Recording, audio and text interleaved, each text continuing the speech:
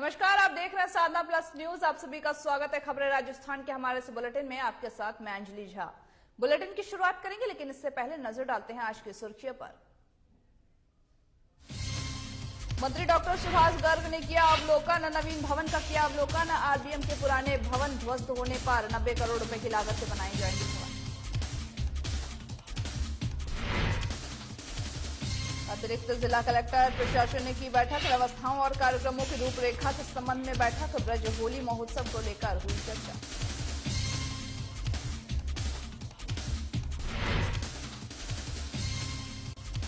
रामगढ़ पचवाड़ा में वार्षिक आम सभा का आयोजन। कार्यक्रम में राजीविका के चल रहे स्वयं सहायता समूहों की गतिविधियों की हुई समीक्षा।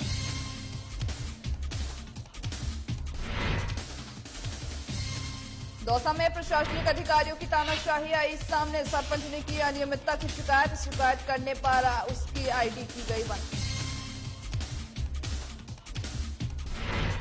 हनुमानगढ़ में अवैध शराब को लेकर के प्रशासन सख्त। आबकारी विभाग ने की संयुक्त कार्रवाई। 12,000 लीटर लाहन किया नष्ट।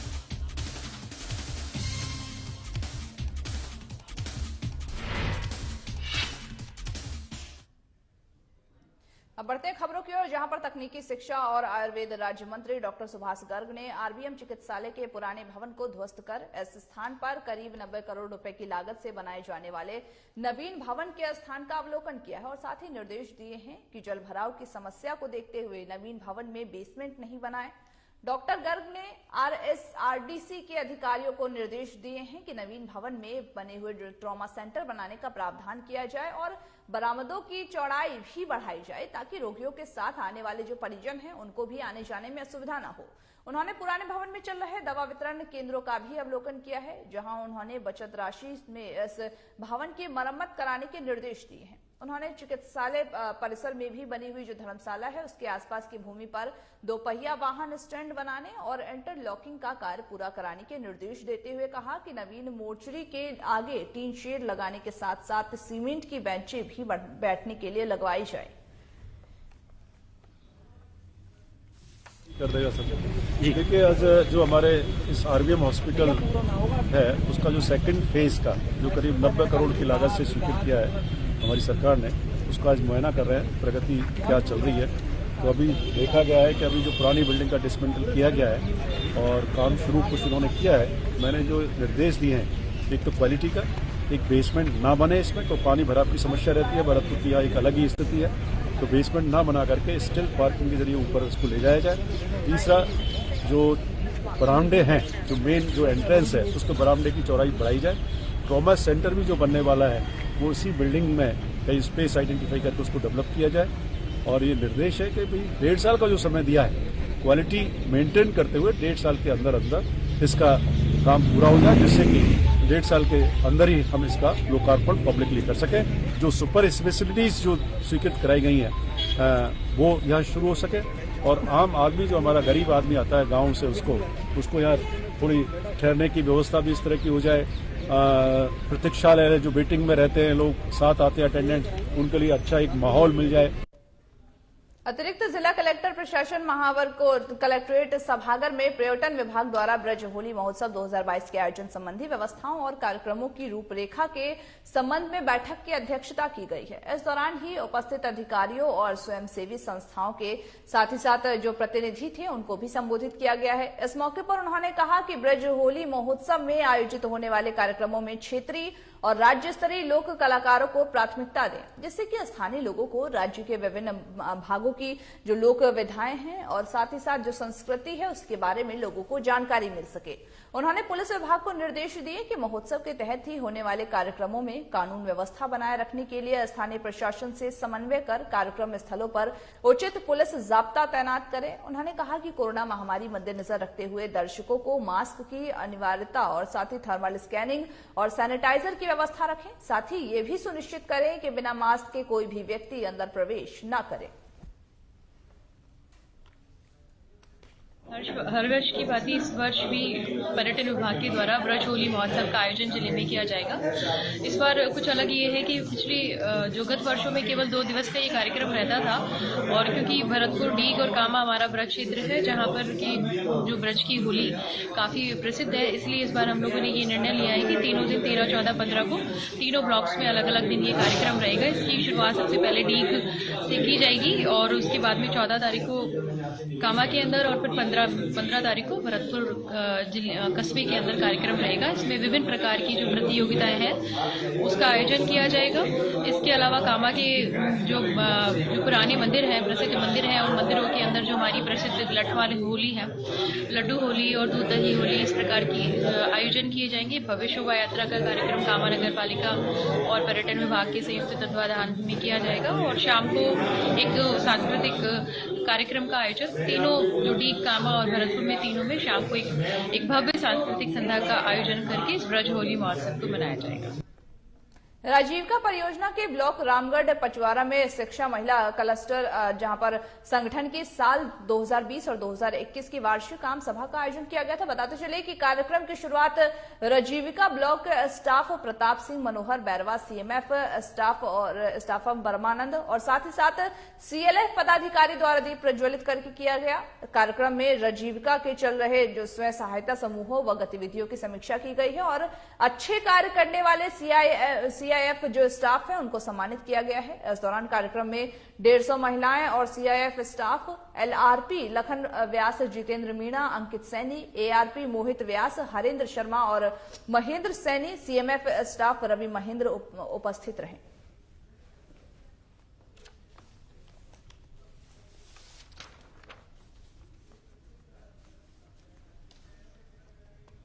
जयपुर से आपको बड़ी खबर बता रहे इसी बीच, जहां पर जयपुर में 24 घंटों के अंदर दूसरा दुष्कर्म का मामला। नाबालिग बच्ची के साथ हुआ दुष्कर्म। विश्वकर्मा थाना इलाके का है ये मामला। पड़ोस में रहने वाले युवक ने किया बच्ची के साथ दुष्कर्म। घटना के बाद आरोपी हुआ फरार। सूचना पर विश्वकर्मा थाना पुलिस पहुंची मौके पे। जयपुर से आपको इस वक्त की बड़ी खबर बता रहे हैं, जहां पर 24 घंटे के अंदर में ही जयपुर में ये दूसरा दुष्कर्म का मामला है, जहां पर नाबालिग बच्ची के साथ दुष्कर्म किया गया है। विश्वकर्मा थाना इलाके में ये मामला सामने आया है, जहां पर पड़ोस में रहने वाले युवक ने ही बच्ची के साथ दुष्कर्म किया है।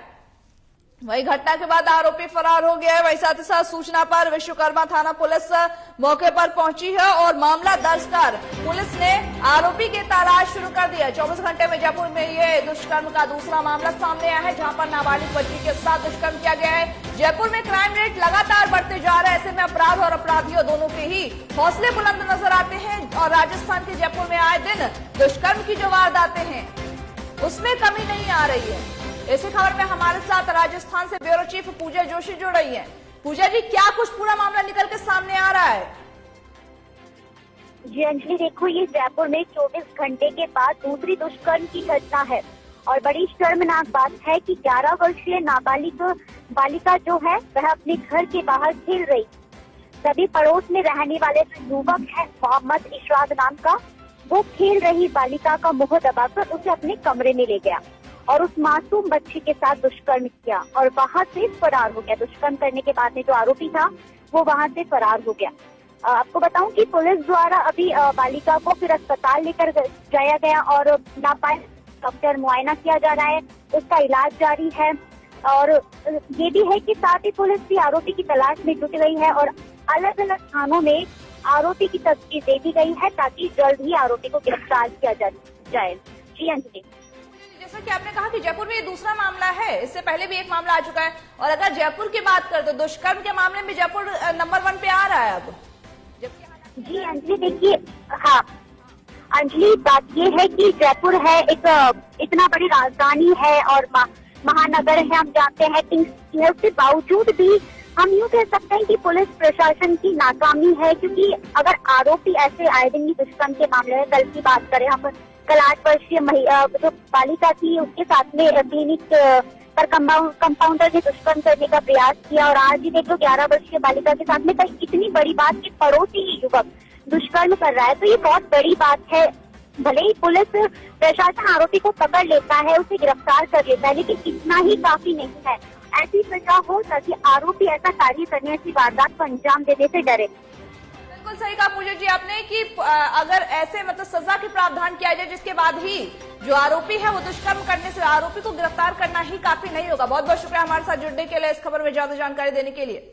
जैसा कि आपने सुना, जयपुर में क्राइम रेट बढ़ता जा रहा है, दुष्कर्म के मामले लगातार बढ़ते जा रहे हैं, लेकिन जो कार्रवाई है उसके नाम पर शून्य है। ऐसे में अपराधी भी हौसले, अपराधी के जो हैं वो हौसले बुलंद हैं। अब बढ़ते हैं अगली खबर की ओर, जहां पर दौसा में प्रशासनिक अधिकारियों के तानाशाही परवान पर है। जिले की ग्राम पंचायत कंवरपुरा में अधिकारियों और सरपंच के बीच चला आ रहा विवाद थमता नहीं नजर आ रहा है। वही बिना सामान खरीदे ही, बिना सरपंच की अनुमति खरीदे हुए जो सामान है और अन्य कर्मियों की अन्य जो कार्य है उसके एवज में ग्राम विकास अधिकारी द्वारा प्रस्तुत फर्जी बिलों के भुगतान की शिकायत करना सरपंच को अब भारी पड़ गया है। जहां पर इस मौके पर सरपंच विजय बैरवा ने बताया है कि ग्राम विकास अधिकारी मनमोहित मीणा द्वारा सामान क्रय किए गए बिना फर्जी वाउचर लगा करके सरकारी राशि के दुरुपयोग किए जाने की शिकायत विकास अधिकारी और मुख्य कार्यकारी अधिकारी को दी गई है। ग्राम पंचायत मुख्यालय पर सामान प्राप्त फर्नीचर क्रय किए गए बिना क्रय जो ग्राम विकास अधिकारी है मनमोहित मीणा द्वारा 41,890 का फर्म को भुगतान करना प्रस्तुत किया गया है। साथ ही साथ 7,362 के ये मामला सामने आया है।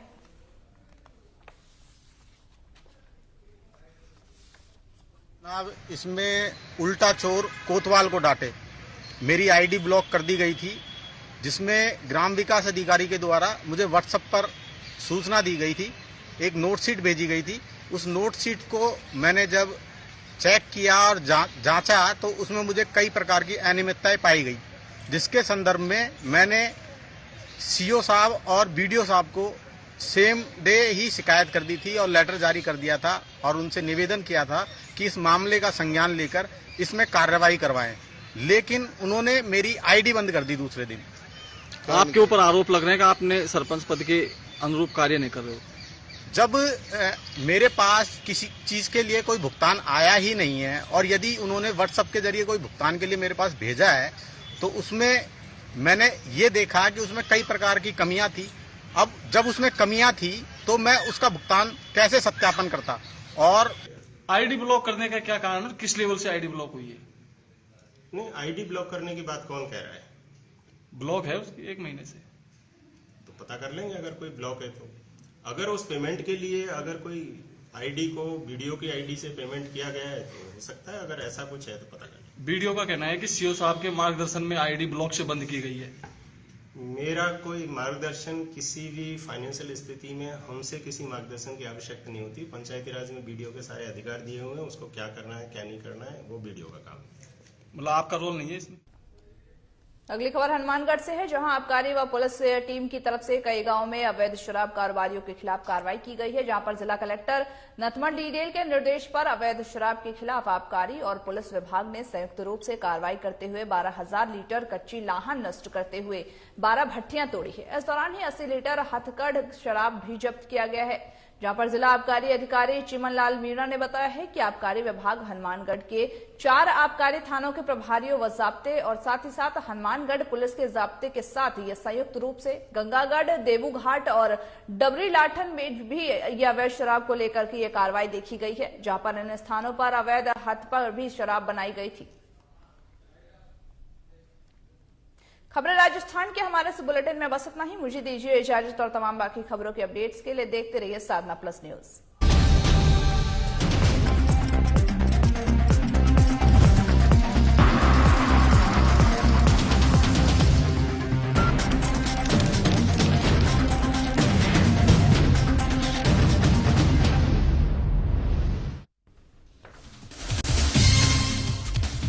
मंत्री सुभाष गर्ग ने किया अवलोकन, नवीन भवन का किया अवलोकन। आरबीएम के पुराने भवन ध्वस्त होने पर 90 करोड़ रुपए की लागत में बनाया जाएगा भवन। अतिरिक्त जिला कलेक्टर प्रशासन की बैठक, व्यवस्थाओं और कार्यक्रमों की रूपरेखा के संबंध में बैठक। ब्रिज होली महोत्सव को लेकर हुई चर्चा।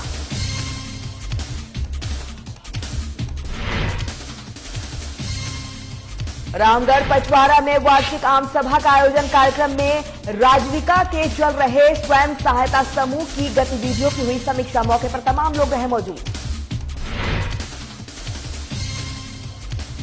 दौसा में प्रशासनिक अधिकारियों के तानाशाही आई सामने। सरपंच ने की अनियमितता की शिकायत करने पर उसकी आईडी को की गई बंद। और हनुमानगढ़ में अवैध शराब को लेकर प्रशासन सख्त। आबकारी विभाग ने की संयुक्त कार्रवाई। 12,000 लीटर लाहन को किया नष्ट।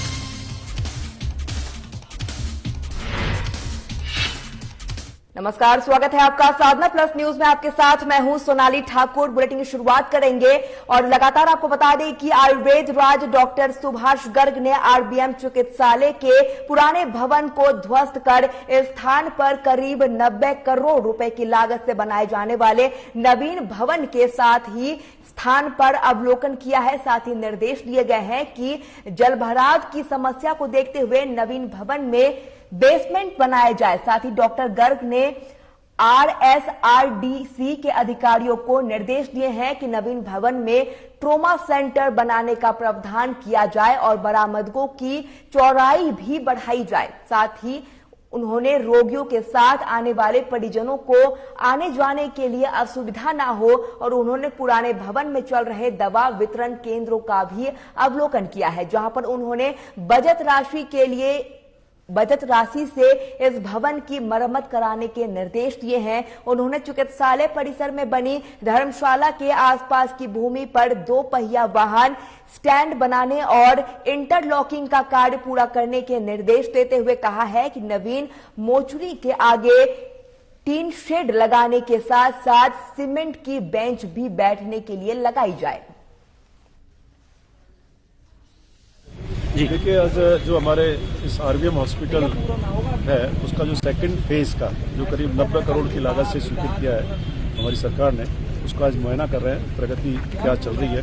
तो अभी देखा गया है कि अभी जो पुरानी बिल्डिंग का डिसमेंटल किया गया है और काम शुरू कुछ इन्होंने किया है। मैंने जो निर्देश दिए हैं, एक तो क्वालिटी का, एक बेसमेंट ना बने इसमें, तो पानी भराव की समस्या रहती है, भरतपुर की यहाँ एक अलग ही स्थिति है, तो बेसमेंट ना बना करके स्टिल पार्किंग के जरिए ऊपर इसको ले जाया जाए। तीसरा, जो बरामदे हैं, जो मेन जो एंट्रेंस है उसके बरामदे की चौड़ाई बढ़ाई जाए। ट्रॉमा सेंटर भी जो बनने वाला है वो इसी बिल्डिंग में कई स्पेस आइडेंटिफाई करके उसको डेवलप किया जाए।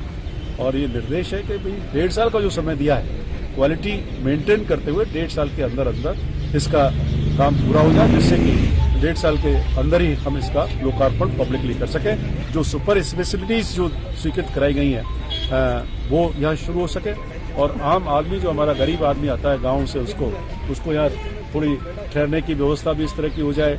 प्रतीक्षालय जो वेटिंग में रहते हैं लोग, साथ आते हैं अटेंडेंट, उनके लिए अच्छा एक माहौल। अतिरिक्त जिला कलेक्टर प्रशासन महावर को कलेक्टर सभागार में पर्यटन विभाग द्वारा ब्रिज होली महोत्सव 2022 के आयोजन संबंधी व्यवस्थाओं और कार्यक्रमों की रूपरेखा के संबंध में बैठक की अध्यक्षता की गई है। इस दौरान उपस्थित अधिकारियों और स्वयंसेवी संस्थाओं के प्रतिनिधियों को संबोधित किया गया है। इस मौके पर उन्होंने कहा है कि ब्रिज होली महोत्सव के आयोजित होने वाले कार्यक्रमों में क्षेत्रीय और राज्य स्तरीय लोक कलाकारों को प्राथमिकता दे, जिससे स्थानीय लोगों को राज्य के विभिन्न भागों के लोक विधाओं और सांस्कृतिक के बारे में जानकारी मिल सके। उन्होंने पुलिस विभाग को निर्देश दिए हैं कि महोत्सव के तहत होने वाले कार्यक्रमों में कानून व्यवस्था बनाए रखने के लिए स्थानीय प्रशासन से समन्वय कर कार्यक्रम स्थलों पर उचित पुलिस जाब्ता तैनाती करें। उन्होंने कहा है कि कोरोना महामारी मद्देनजर रखते हुए दर्शकों को मास्क की अनियमितता, थर्मल स्कैनिंग और सैनिटाइजर की व्यवस्था रखें। साथ ही यह भी सुनिश्चित करें कि बिना मास्क के कोई भी व्यक्ति अंदर प्रवेश न करे। इस वर्ष भी पर्यटन विभाग के द्वारा ब्रज होली महोत्सव का आयोजन जिले में किया जाएगा। इस बार कुछ अलग ये है कि पिछली जो गत वर्षों में केवल 2 दिवस का ये कार्यक्रम रहता था और क्योंकि भरतपुर, डीग और कामा हमारा ब्रज क्षेत्र है जहां पर की जो ब्रज की होली काफी प्रसिद्ध है, इसलिए इस बार हम लोगों ने ये निर्णय लिया है कि तीनों दिन 13, 14, 15 को तीनों ब्लॉक्स में अलग अलग दिन ये कार्यक्रम रहेगा। इसकी शुरुआत सबसे पहले डीग से की जाएगी और उसके बाद में 14 तारीख को कामा के अंदर और फिर 15 तारीख को भरतपुर कस्बे के अंदर कार्यक्रम रहेगा। इसमें विभिन्न प्रकार की जो प्रतियोगिताएं हैं उसका आयोजन किया जाएगा। इसके अलावा कामा के जो पुराने मंदिर हैं, प्रसिद्ध मंदिर हैं, उन मंदिरों के अंदर जो हमारी प्रसिद्ध लठवाल होली है, लड्डू होली और दूध दही होली, इस प्रकार की आयोजन किए जाएंगे। भव्य शोभा यात्रा का कार्यक्रम कामा नगर पालिका और पर्यटन विभाग के संयुक्त तत्वाधान में किया जाएगा और शाम को एक सांस्कृतिक कार्यक्रम का आयोजन तीनों जो डी कामा और भरतपुर में तीनों में शाम को एक भव्य सांस्कृतिक संध्या का आयोजन करके इस ब्रज होली महोत्सव को मनाएंगे। चलिए इस वक्त की बड़ी खबर का रुख कर लेते हैं, जहां पर आपको बता दें कि जो लगातार ये बड़ी खबर सामने आ रही है, जयपुर से एसीबी के अलवर में बड़ी कार्रवाई की है और नगर परिषद के 2 ठेकेदार और एक पार्षद को दबोचा है। इस वक्त की अहम जानकारी, 5,15,000 की घूस लेते हुए एसीबी ने दबोचा है और एसीबी एएसपी बजरंग सिंह शेखावत ने दिया कार्रवाई को अंजाम और साथ ही डीजी बीएल सोनी और एडीजी दिनेश एमएन के निर्देश पर यह कार्रवाई की गई है। साथ ही इस वक्त की बड़ी खबर है ये जयपुर से, जहां पर एसीबी की अलवर में बड़ी कार्रवाई की है और नगर परिषद के 2 ठेकेदार और एक पार्षद को धर दबोचा है। लगातार 5,15,000 की घूस लेते हुए एसीबी ने दबोचा है और इस दौरान एसीबी एएसपी बजरंग सिंह शेखावत ने दिया कार्रवाई को अंजाम। इस वक्त की अहम जानकारी, जयपुर से एसीबी की अलवर में बड़ी कार्रवाई हुई है और नगर परिषद के 2 ठेकेदार और एक पार्षद को दबोचा गया है और 5,15,000 घूस लेते हुए एसीबी ने दबोचा है। साथ ही आपको बता दें कि डीजी बीएल सोनी और एडीजी दिनेश एमएन के निर्देश पर यह बड़ी कार्रवाई की गई है। लगातार जयपुर से इस वक्त की बड़ी खबर, जहां पर एसीबी के अलवर में बड़ी कार्रवाई की है और नगर परिषद के 2 ठेकेदार और एक पार्षद को धर दबोचा है। 5,15,000 की घूस लेते हुए एसीपी ने दबोचा है और एसीबी एएसपी बजरंग सिंह शेखावत ने दिया कार्रवाई को अंजाम। इस वक्त की अहम जानकारी आपकी टीवी स्क्रीन पर जयपुर से है। इस वक्त की अहम जानकारी, जहां पर एसीबी की अलवर में ये बड़ी कार्रवाई करते हुए नजर आई है और नगर परिषद के 2 ठेकेदार और एक पार्षद को दबोचा है। चलिए बढ़ते हैं आगे। जालोर महोत्सव को दूसरे दिन भी जिले में जोश देखने को मिला है। वहीं जालोर महोत्सव के नटराज मंच पर Indian oil winner Salman Ali ने अपनी सुरों से लोगों का दिल जीता है। साथ ही वहीं सलमान अली के फैन झूम उठे हैं। हजारों की तादाद में लोग सलमान अली को देखने पहुंच गए हैं। वहीं जिले में कई सांस्कृतिक कार्यक्रम का आयोजन किया गया है। वहीं रन फॉर जालोर भी आयोजित किया गया है, जो हनुमान पाठशाला स्कूल से लेकर स्टेडियम तक की गई है।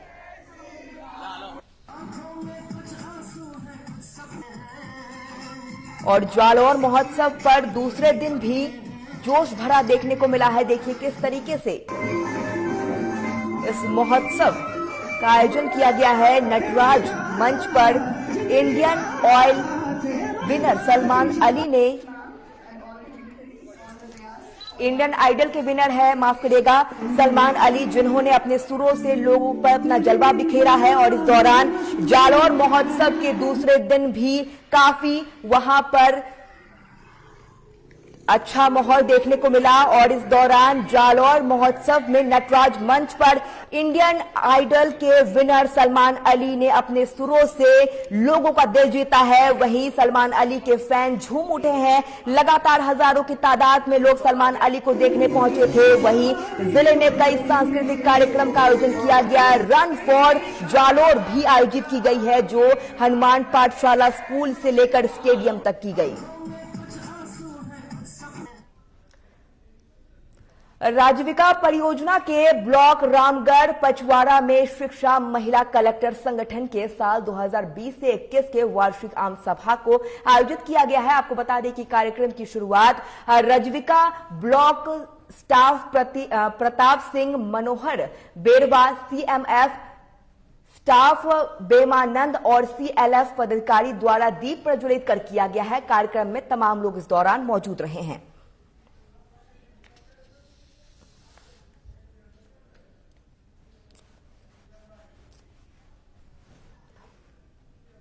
दौसा में प्रशासनिक अधिकारियों के तानाशाही परवान पर है। जिले में ग्राम पंचायत कंवरपुरा में अधिकारियों और सरपंच के बीच चल रहा विवाद थमता नजर नहीं आ रहा है। बिना सामान खरीदे और बिना सरपंच के अनुमति खरीदे गए सामान और अन्य कार्यक्रमों में एवज में ग्राम विकास अधिकारी द्वारा प्रस्तुत फर्जी बिलों के भुगतान की शिकायत करना सरपंच को भारी पड़ गया है। इस मौके पर सरपंच विजय बैरवा ने बताया है कि ग्राम विकास अधिकारी मनमोहित मीणा द्वारा सामान क्रय किए बिना फर्जी वाउचर लगाकर सरकारी राशि के दुरुपयोग किए जाने की शिकायत विकास अधिकारी और मुख्य अधिकारी को की गई है।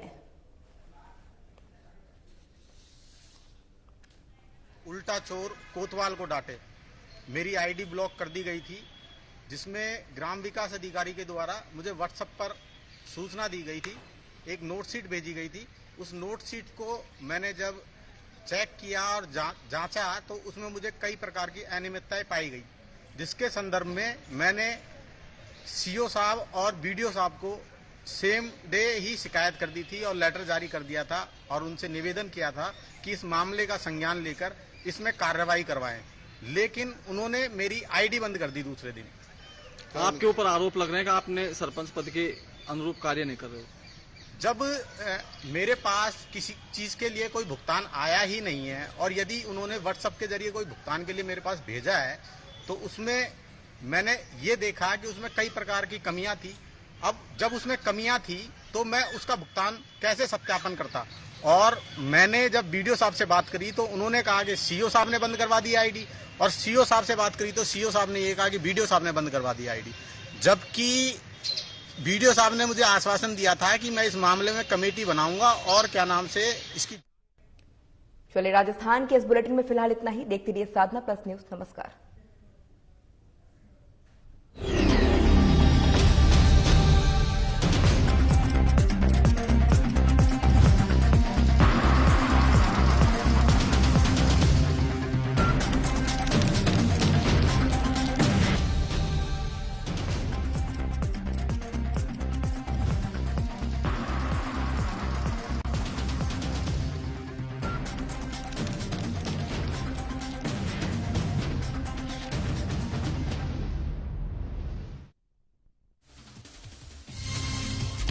दौसा में जिला स्तरीय तकनीकी समिति की बैठक, जिला कलेक्टर की अध्यक्षता में हुई बैठक। फसलवार मापदंडों का किया गया निर्धारण।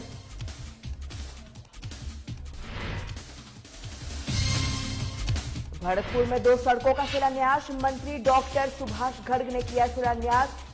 96 लाख रुपए की लागत में तैयार होगी सड़कें।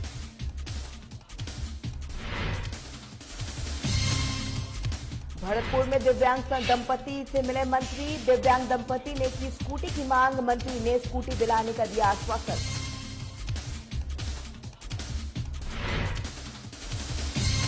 अतिरिक्त जिला कलेक्टर प्रशासन ने की बैठक, व्यवस्था और कार्यक्रमों की रूपरेखा के संबंध में बैठक। ब्रिज होली महोत्सव पर हुई चर्चा।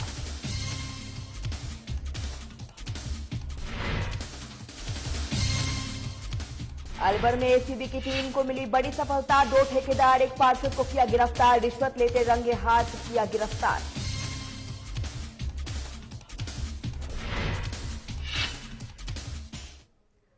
नमस्कार, स्वागत है आपका साधना प्लस न्यूज में। आपके साथ मैं हूं सोनाली ठाकुर। राजस्थान की खबरों से करेंगे बुलेटिन की शुरुआत। यूं तो देश में कई युद्ध हुए हैं, लेकिन भारत पाक का युद्ध हमेशा देश दुनिया के सुर्खियों में रहा है। हर बार पाक के नापाक इरादों पर पानी फिर जाता है, लेकिन पाक फिर भी अपनी इन हरकतों से बाज आने का नाम नहीं लेता। भारत के कई हिस्सों में पाकिस्तान के बॉर्डर लगते हैं, जिसका फायदा उठाकर पाकिस्तान आपको बता दें कि हमेशा घुसपैठी करने की कोशिश करता रहता है।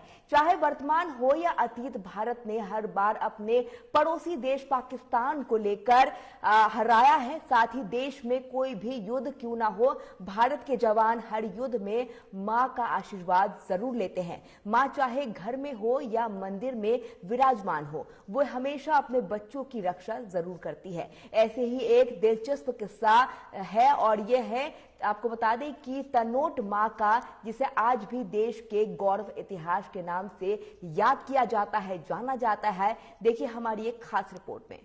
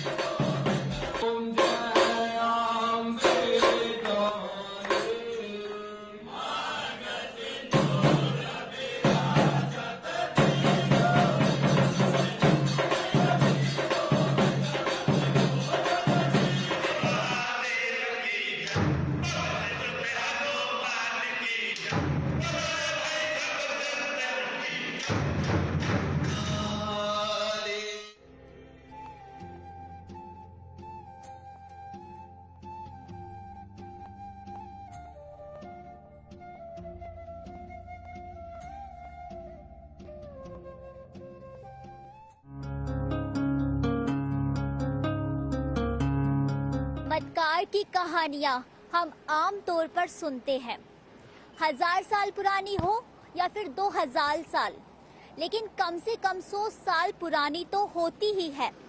लेकिन राजस्थान दर्शन में यह चमत्कार की कहानी जो हम आपको सुनाने जा रहे हैं वह महज 55 से 56 साल पुरानी है।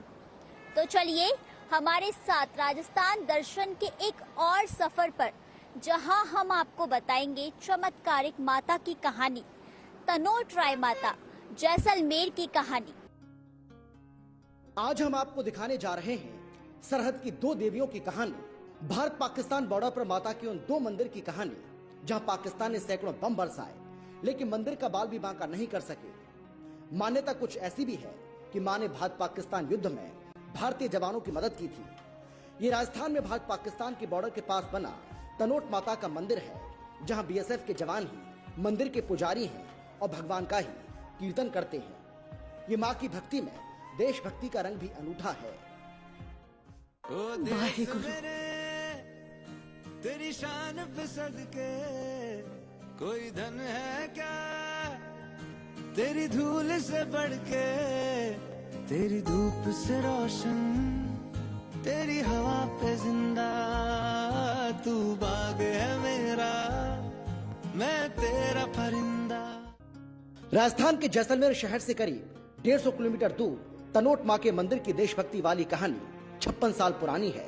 कहा जाता है कि 1965 में भारत पाकिस्तान के बीच हुए युद्ध में मंदिर के आसपास पाकिस्तानी सेना ने 3000 बम गिराए थे, लेकिन एक भी बम नहीं फटा था। सुनकर यकीन करना मुश्किल है, लेकिन मंदिर में सजे ये वही बम हैं जो 1965 के युद्ध में पाकिस्तानी सेना एक के बाद एक दाग रही थी। भारत और पाकिस्तान की लड़ाई में पाकिस्तानी फौजों ने इस मंदिर पर जो बम बरसाए थे उनमें से एक भी विस्फोट नहीं हुए थे। तब से यहाँ तनोट माता के मंदिर का निर्माण किया गया।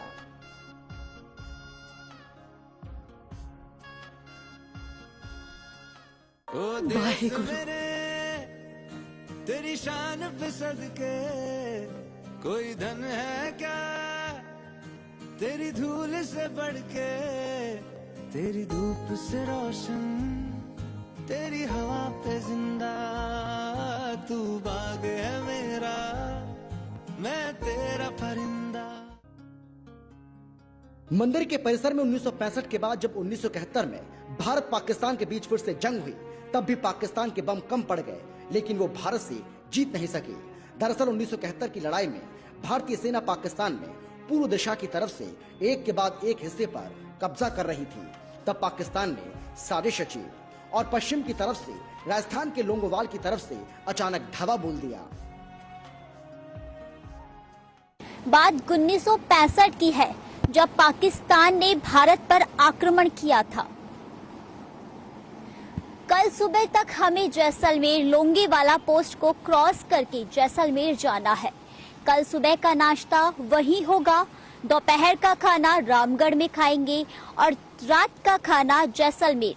लेकिन पाकिस्तान ना तो खाना खा पाया और ना ही नाश्ता कर पाया। लेकिन उसी दिन भारत ने पाकिस्तान को धूल चटाई और इसी दिन भारतीय सेना के इतिहास का गौरव के दिवस के रूप में इसको मनाया गया कि कैसे हजारों पाकिस्तानी की फौज को भारतीय जवानों ने पीछे खदेड़ दिया। पाकिस्तान ने अगली सुबह तक जैसलमेर लोंगोवाला पोस्ट को क्रॉस करके जैसलमेर पहुंचने का प्लान बनाया और कहा कि पाकिस्तान के फौजी सुबह का नाश्ता लोंगोवाल में करेंगे, दोपहर का खाना रामगढ़ में खाएंगे और रात का खाना जैसलमेर में होगा। लेकिन पाकिस्तान ना तो नाश्ता कर पाया और ना ही खाना। उसी दिन भारत ने पाकिस्तान को धूल चटा दी थी और भारतीय इतिहास में एक बार फिर से पाकिस्तान को हराकर इतिहास रच दिया। वहीं 1971 को भारतीय सेना के इतिहास में इसे गौरव माना गया कि कैसे हजारों पाकिस्तानी फौज को भारतीय जवानों ने पीछे खदेड़ दिया था। पाकिस्तानी सेना के एक बड़े अफसर इस मंदिर में पूजा के लिए आए थे। दरअसल ये जानना चाहते थे कि आखिर उनके गिराए बम विस्फोट क्यों नहीं हुए। जनरल ने कहा कि 1965 की बात है जब उन्हें परमिशन मिली कि वो मंदिर आकर मां के दर्शन कर सकते हैं। जनरल यहाँ पर नंगे पांव 4 चांदी के छत्र लेकर मां के दर्शन के लिए आए और जनरल ने यह भी बोला था कि हम मंदिर में शक्तियां हैं। ये पाकिस्तानी सेना का बड़ा अफसर 1971 तक लगातार मां के दर्शन के लिए आता रहा। इसके पीछे पाकिस्तानी सेना के बड़े अफसर की मंशा ये थी कि कोई मां का मंदिर है। वहां की मान्यता है कि वहां जो भी आदमी अपनी मनोकामना लेकर रुमाल बांधता है उसकी हर मनोकामना पूर्ण होती है। वहीं 1965 की लड़ाई के बाद से ही मंदिर का पूरा जिम्मा बॉर्डर सिक्योरिटी फोर्स यानी कि सीमा सुरक्षा बल के पास है।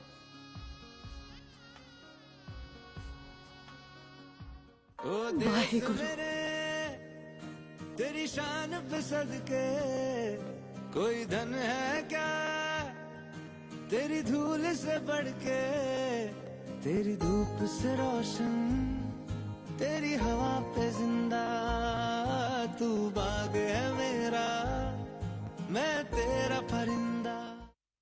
पाक सीमा से सटे और जैसलमेर से लगभग 125 किलोमीटर तनोट मां ये मंदिर देशभक्त श्रद्धालुओं की श्रद्धा का केंद्र बन गया है।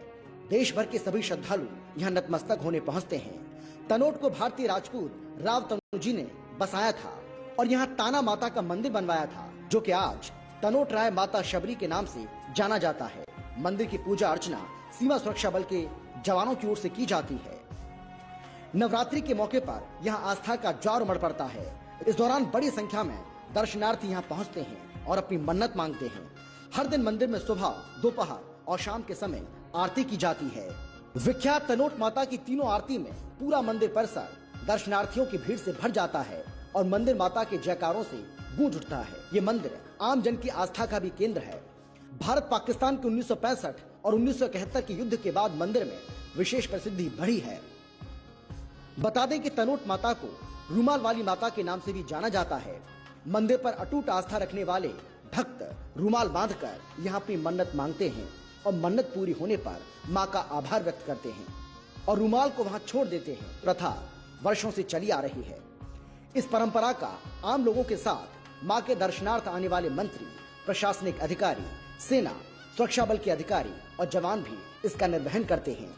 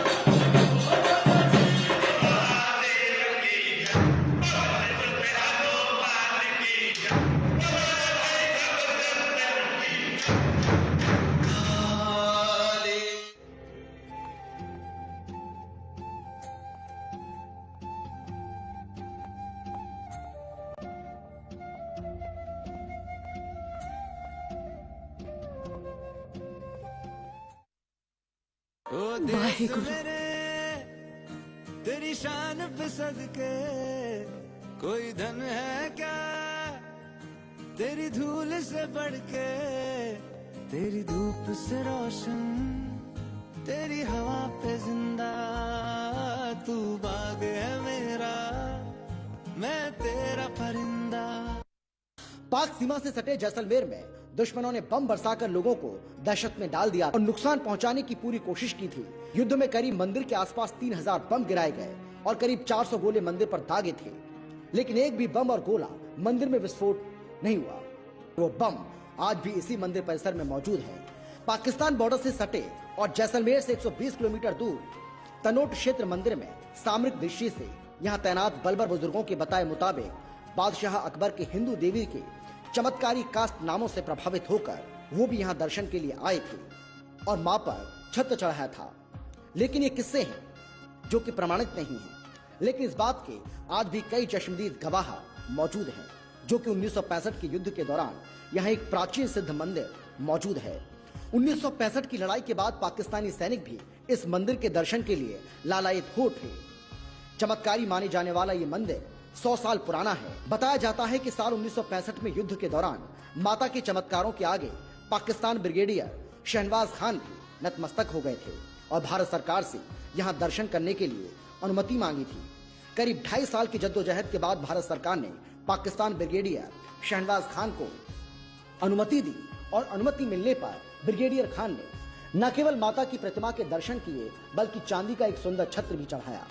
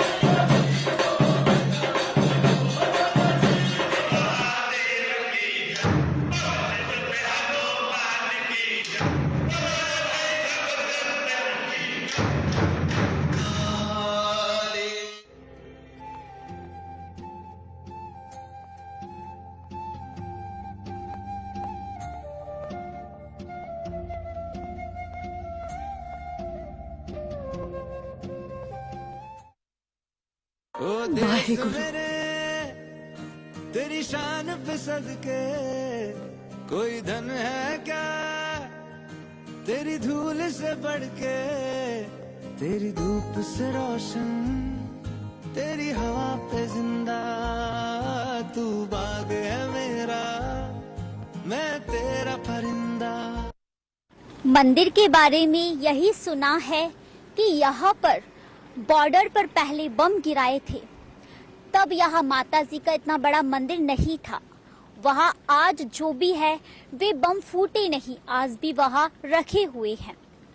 यहाँ पर बीएसएफ के जवान माता के गीत गाते और वाद्य यंत्र बजाते हैं।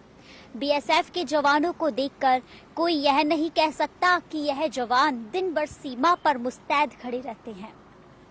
तनोट माता के मंदिर की रौनक कुछ अलग ही होती है। यहाँ हर शाम 1 घंटे इसी जोश के साथ आरती होती है। कॉर्डलेस माइक लेकर मंदिर के पुजारी घूम घूम कर मंत्रों का उच्चारण करते हैं और पूरे रीति रिवाज से तनोट माता की पूजा अर्चना की जाती है। लोग इस मंदिर के बारे में यहाँ गाथा सुनाते हैं। यहाँ पर बॉर्डर पर पहले बम गिराए गए थे, अब यहाँ माता जी का इतना बड़ा मंदिर बना, ये बम आज फूटे नहीं हैं और आज भी मंदिर में रखे हुए हैं। साधना प्लस की टीम ने भी यहाँ देखा कि कैसे ये जवान गाथा गाते हैं और वाद्य यंत्र बजाते हैं। बीएसएफ के जवानों को देखकर कोई ये नहीं कह सकता कि ये जवान दिन भर सीमा पर मुस्तैद रहते हैं और मां की पूजा भी करते हैं। यूं तो तनोट गांव में 500 से भी कम लोगों की आबादी है, लेकिन इस गांव का नाम तनोट माता के मंदिर की वजह से पाकिस्तान भी जानता है। आखिर पाकिस्तान को हर बार हमले में मुंह की खानी पड़ी है।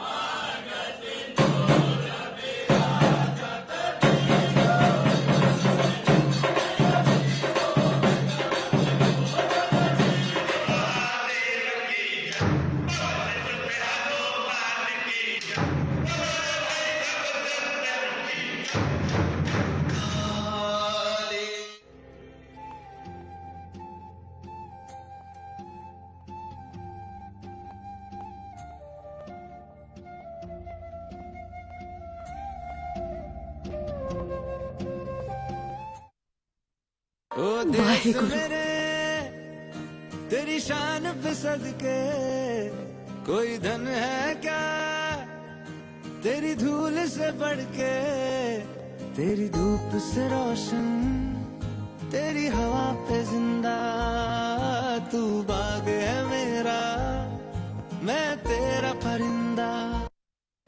तो देखा आपने कि किस तरह हजारों बम गिराए जाने के बाद भी पाकिस्तानियों के नापाक मंसूबे पूरे नहीं हो पाए, और इन्हीं सभी चमत्कार की कहानी जिन्हें हम युद्ध वाली माता के नाम से भी जानते हैं, आज हमने आपको राजस्थान दर्शन में तनोट राय माता मंदिर के जरिए बताने की कोशिश की है।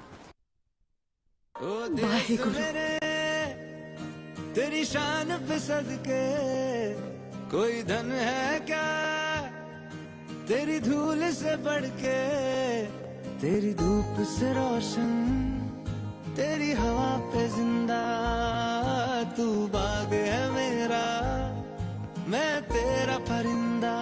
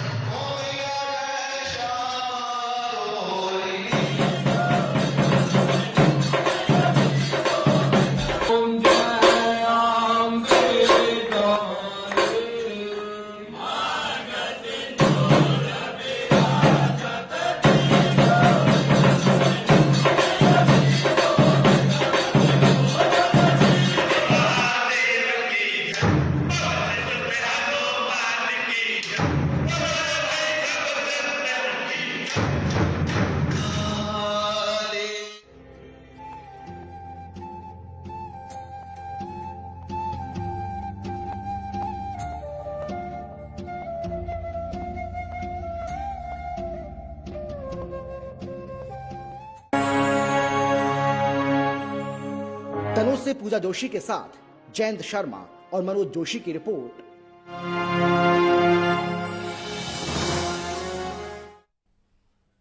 चलिए वक्त छोटे से ब्रेक का हो गया है, देखती रहिए साधना प्लस न्यूज।